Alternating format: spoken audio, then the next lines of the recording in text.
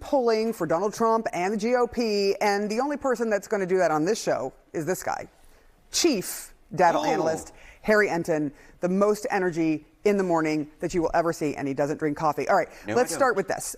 Historically, you know, you talk about Trump being sort of unpopular.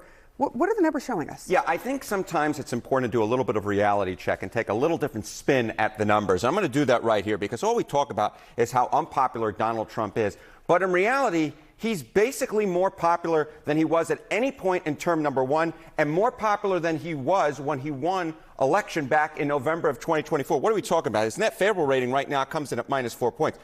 Compare that to where he was when he won in November of 2024 when he was at -7 points, or March of 2017 when he was at -10 points. So when you compare Trump against himself, he's actually closer to the apex than he is to the bottom of the trough. And of course, that's so important because Donald Trump, historically speaking, has had his numbers underestimated. So I think it's very important to compare him to himself to understand he's actually more popular now than he was when he won, or certainly where he was at this point back in his first term. The bottom line is Trump is more towards the ceiling than he is towards the floor. So when you do that, it makes my knees hurt.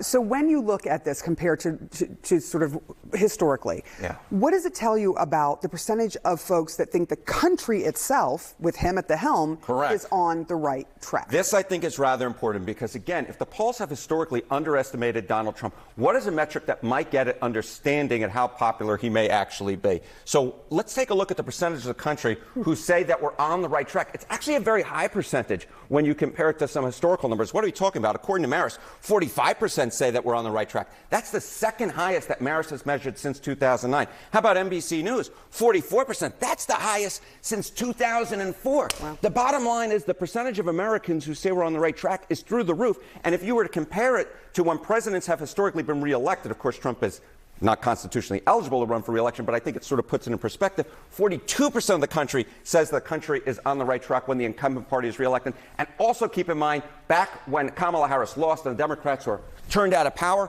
only about 27 to 28% of the country said the country is on the right track. The bottom line is right now, a much higher percentage of the country says we're on the right track. And finally, Sarah Seidner, I want to put it all in the congressional generic ballot. What about Congress? What about Congress? Because those are the folks who are up in 2026. And take a look here. The Dems versus the Republicans on the generic congressional ballot. Back in November of 2020, when Democrats won, it was +5 Democrats. Tied in November of 2022, +1 in November of 2024 when Republicans maintain control. And then you look at March of 2025. This number looks a lot more like 2022 or 2024 when Republicans won control of Congress. The bottom line is, yes, Donald Trump's approval rating is lower than compared to a lot of his predecessors, but it's higher when compared to himself. A lot of folks say the country's on the right track, and the generic congressional ballot looks a heck of a lot more like when Republicans win than when Democrats win. It will be interesting to see if any of what just happened with these leaking of the text plays into it in a later poll. But this is very telling. This is very telling. At least at this point, Republicans are still in the catbird seat. All right. Kate? Coming up for us, one Republican congressman says he'd have lost his security clearance for a